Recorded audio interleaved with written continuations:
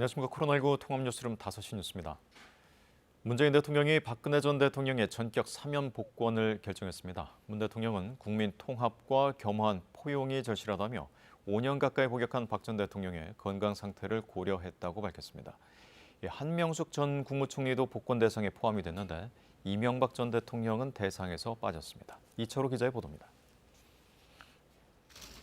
정부는 오늘 임시국무회의를 열어 박근혜 전 대통령에 대한 사면 복권 등 신년 특별 사면 안건을 심의 의결했습니다. 사면과 복권 일자는 오는 31일입니다. 문재인 대통령은 박 전 대통령 사면 복권에 대해 지난 시대의 아픔을 딛고 새 시대로 나아가야 한다며 이제는 과거에 매몰되기보단 미래를 향해 힘을 합쳐야 할 때라고 밝혔습니다.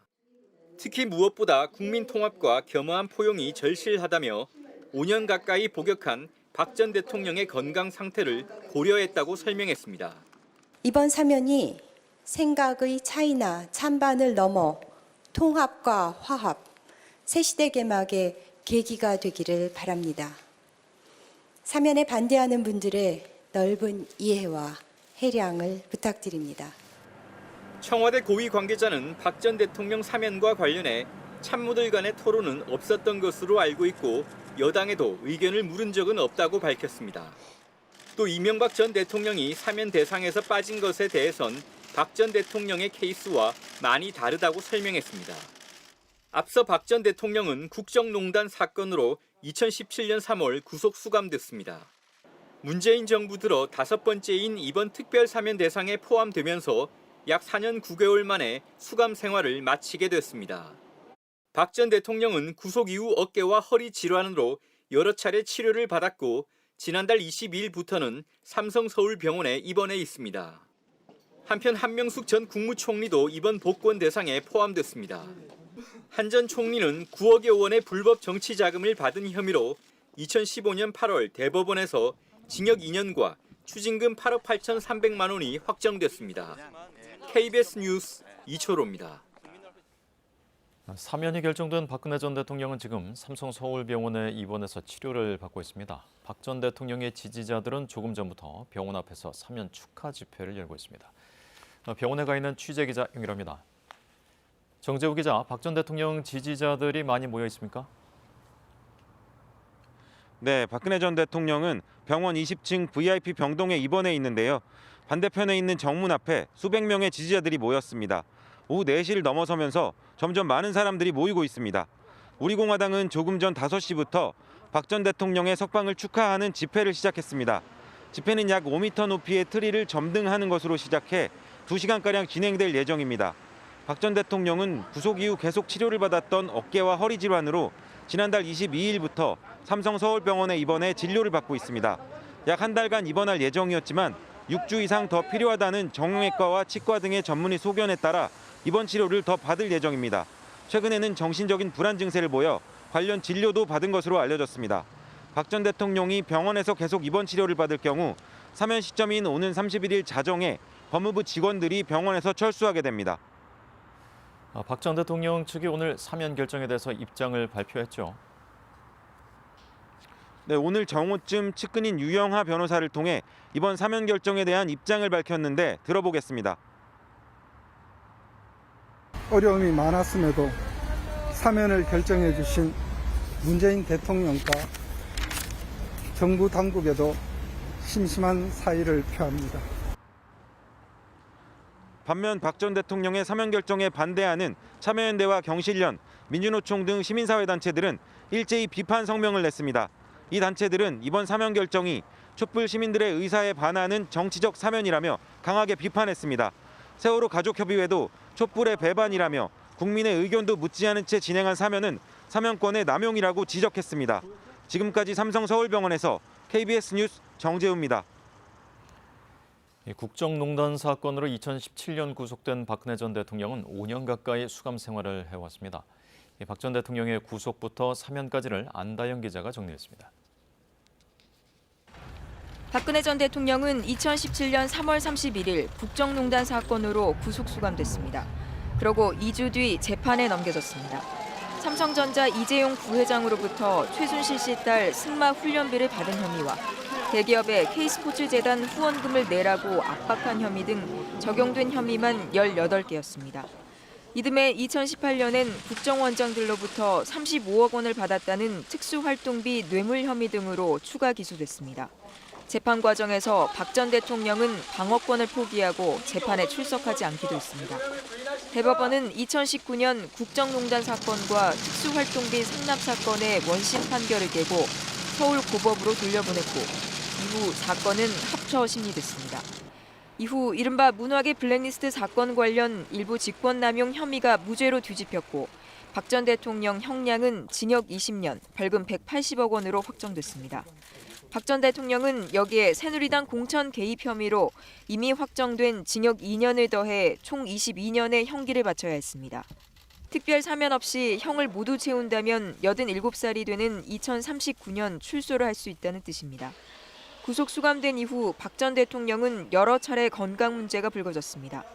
2019년 9월엔 서울 성모병원에서 어깨 수술을 받은 뒤 어깨 허리 질환으로 여러 차례 치료를 받았고 지난 1월과 7월에도 서울 성모병원에 입원했습니다.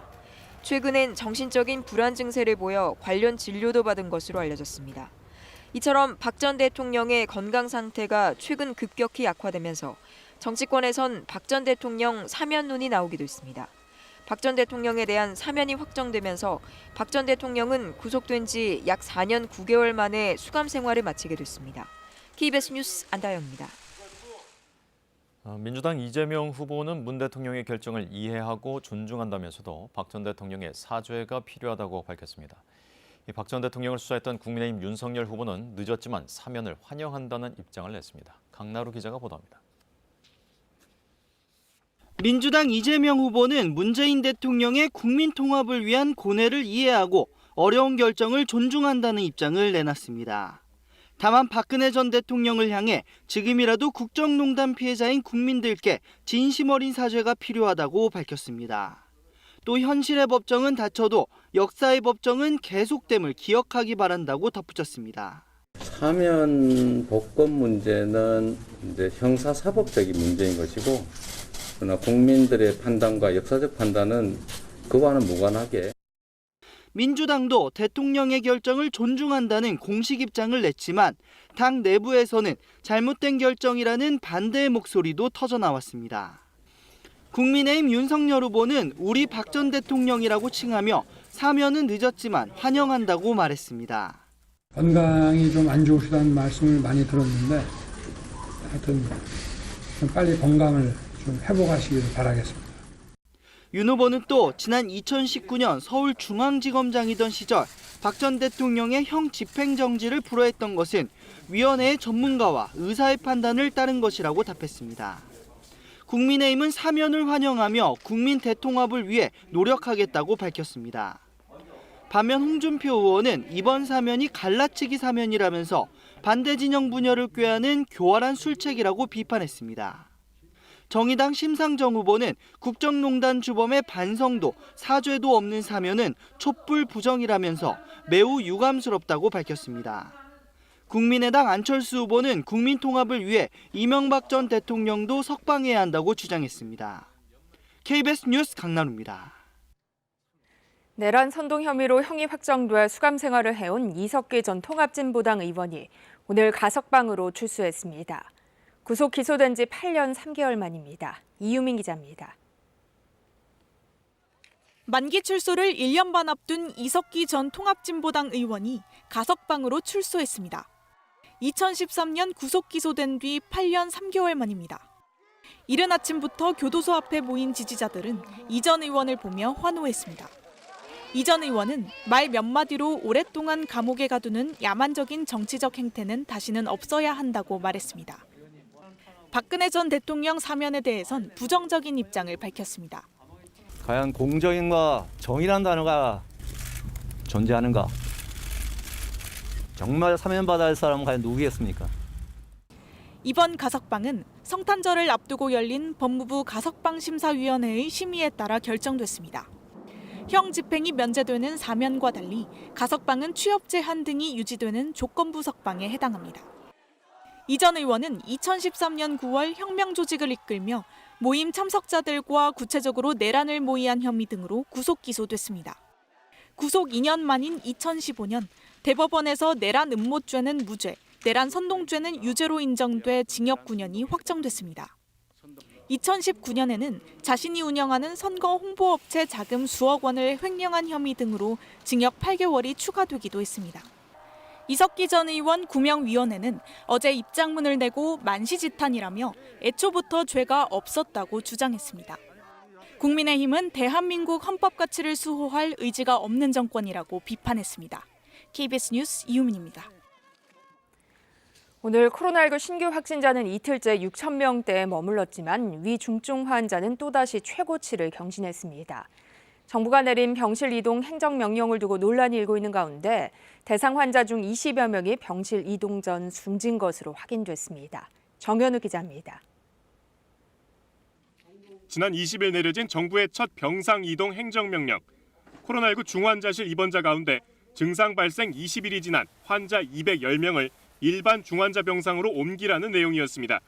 방역당국은 이 210명 가운데 22명이 숨졌다면서 병상을 옮기기 전 원래 있던 격리병상에서 치료를 받다가 사망했다고 밝혔습니다.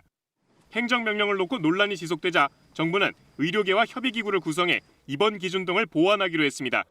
결코 치료를 중단하는 것이 아닙니다. 고도의 의료자를 효율적으로 활용하기 위해 일반 중환자실 또는 병실로 전원 또는 전실 또는 퇴원 조치하는 것입니다.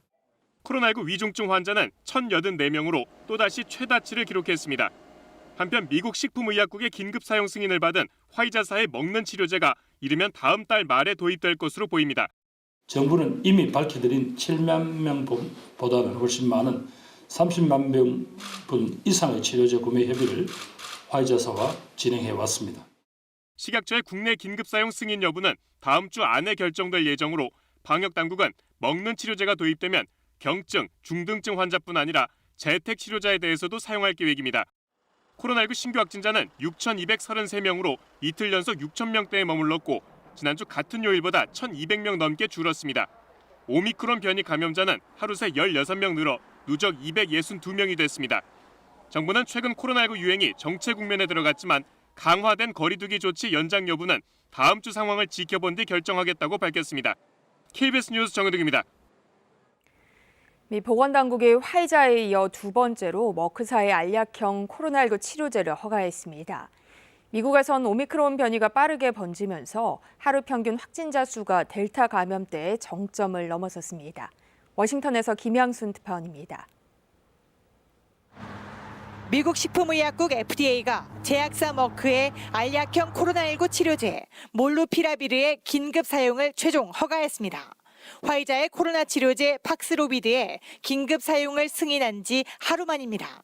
몰루피라비르의 처방은 한 번에 4알씩 하루 2번, 닷새간 복용하게 돼 있습니다. The oral medications authorized this week are designed to stop the virus from replicating and can be prescribed for at-home use. 미 FDA는 다만 몰루피라비르의 사용을 고위험군 성인이 코로나에 감염됐을 경우 다른 치료제에 대안이 없을 경우로 한정했습니다. 뼈와 연골에 영향을 미칠 수 있어 18살 미만에는 사용할 수 없고 가임기에는 사용이 권장되지 않습니다. 미 FDA는 머크의 치료제가 중증 예방도 30%로 화이자의 88%에 비해 효능은 크게 떨어지지만 둘 다 오미크론 변이에 효과가 있는 것으로 나타났다고 밝혔습니다. So the available data that we have indicate that both Paxlovid and molnupiravir are effective against Omicron. 미국에선 오미크론 변이가 무서운 속도로 퍼지면서 코로나19 하루 평균 확진자 수가 델타 변이 당시에 정점을 넘어섰습니다. 전문가들은 올 초 하루 평균 25만 명 선이던 코로나 확진자 수가 오미크론 변이로 인해 하루 평균 100만 명까지 치솟을 것으로 우려하고 있습니다. 미국 보건당국이 코로나 치료제의 긴급 사용을 서두른 이유입니다. 워싱턴에서 KBS 뉴스 김양순입니다. 미국, 영국 등이 중국의 인권 문제를 이유로 베이징 동계올림픽에 대한 외교적 보이콧을 선언한 가운데 일본도 사실상 이에 동참하기로 했습니다. 일본 정부 대변인격인 마스노 히로카츠 관방장관은 오늘 정례 기자회견에서 베이징 동계올림픽 패럴림픽에 정부 대표단을 보낼 계획이 없다고 밝혔습니다. 기시다 후미오 일본 총리는 최근까지 미국이 베이징 동계올림픽을 외교적 보이콧하겠다고 발표한 이후 일본의 동참 여부에 대해 적절한 시기에 국익에 따라 스스로 판단하겠다는 의사를 밝혀왔습니다. 해직교사 특별 채용 의혹으로 고위공직자범죄수사처의 첫 수사 대상이 됐던 조희연 서울시 교육감이 재판에 넘겨졌습니다. 이 공수처의 공소 제기 요구를 검토한 검찰은 조 교육감이 부당한 방법으로 해직교사 5명을 특별 채용한 혐의가 인정된다고 판단했습니다. 김윤혜 기자가 보도합니다. 2018년 자신의 교육감 선거 캠프에서 활동한 인사와 정교조 출신 등 해직교사 5명을 특별 채용했다는 의혹을 받는 조희연 서울시 교육감. 고위공직자 범죄수사처가 이른바 1호 사건으로 수사해 공소 제기를 요구한 지 석 달여 만에 검찰은 불구속 기소를 결정했습니다. 직권 남용 권리 행사 방해와 국가공무원법 위반 혐의입니다. 공수처 판단과 마찬가지로 조 교육감이 해직교사 5명을 채용하기로 미리 내정한 상태에서 공개 경쟁 시험인 것처럼 특별 채용 절차를 진행한 것으로 파악했습니다. 당시 부교육감 등이 특정인을 내정한 채용에 반대했는데도 이를 무시한 채 내정자들에게 유리한 채용 조건을 만들도록 했다는 겁니다. 검찰은 조 교육감이 특정인에게 고득점을 주라고 하는 등 일부 심사위원들에게 부당한 영향력을 행사한 혐의도 적용했습니다.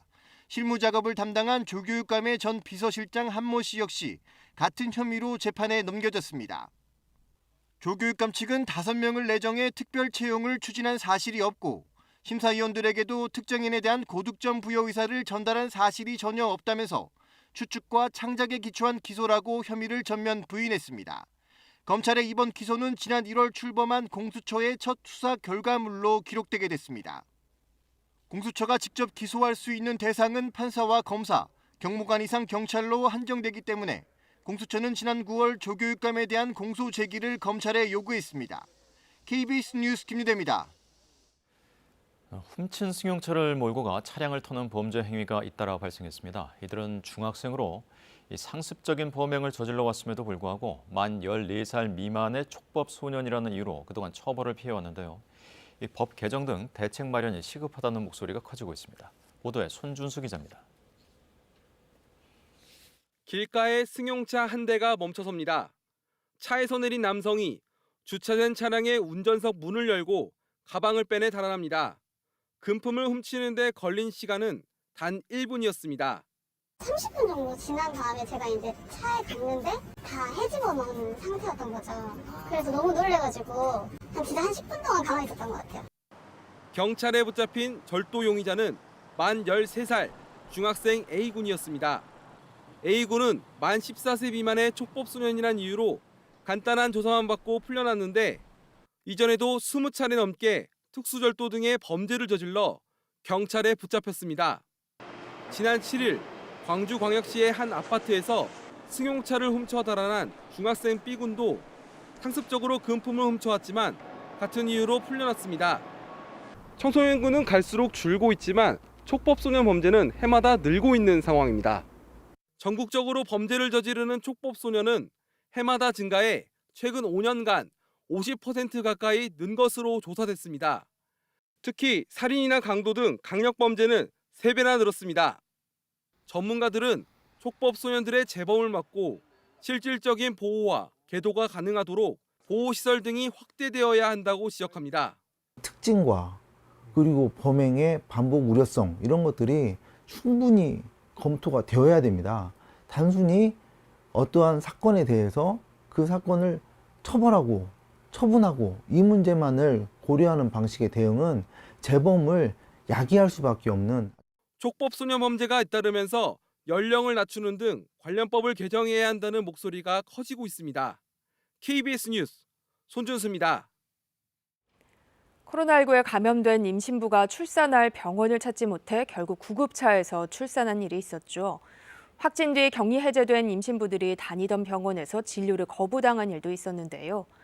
출산을 앞둔 임신부들은 남의 일 같지 않다며 불안감을 호소하고 있습니다. 정지주 기자입니다.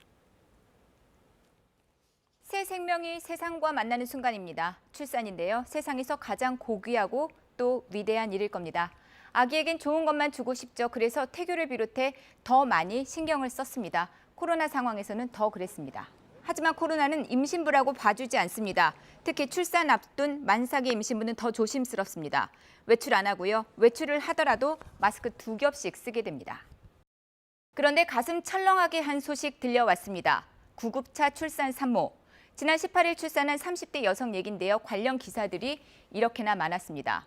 자, A씨 부부는 지난 16일에 확진 판정을 받았습니다. 남편은 재택 치료를, 그리고 A씨는 39주 2일차 만삭이었기 때문에 병상 배정을 신청했지만 그게 잘 안 됐다죠. 최대한 산통이 오지 않게 하려고 A씨는 먹지도 움직이지도 않았다는데 바로 다음 날 밤에 진통이 찾아왔고요. 119 구급대가 출동을 했습니다. 남편은 확진자라 함께 탑승을 못했습니다. A씨 혼자 타야 했죠. 그리고 구급대원이 병원 16곳에 전화를 돌려봤지만 갈 수 있는 곳이 없었다는데요. 네, 구급차는 일단은 분만할 때는 멈춰가지고요. 네, 순산을 했고요. 멈춰있는 상태에서 계속 병원을 알아본 거거든요. 이 병원 선적이 안 됐기 때문에. 그렇게 18일 새벽 1시 반 남자 아기가 태어났고요. 서울의료원 응급실에서 탯줄을 잘랐다고 합니다. 그리고 다시 90km를 이동해 경기도 평택의 한 병원에 입원할 수 있었다는데요. 현재까지 알려진 건 아기는 음성 판정을 받고 친할머니 집에, 그리고 엄마는 병원에, 아빠는 재택치료로 집에, 이렇게 세 식구가 떨어져 있다는 겁니다. 출산을 앞둔 예비맘들 남의 일 같지가 않습니다. 온라인 커뮤니티마다 확진이 됐는데 진통이 오면 어떡하냐는 걱정 글들이 가득합니다. 특히 자연 분만이 힘들거나 고위험군 산모의 경우 병원 밖에서의 응급 분만은 사실상 불가능하기 때문에 불안함이 더 큽니다. 확진됐다가 완치된 임신부도 어려움을 호소하는데요.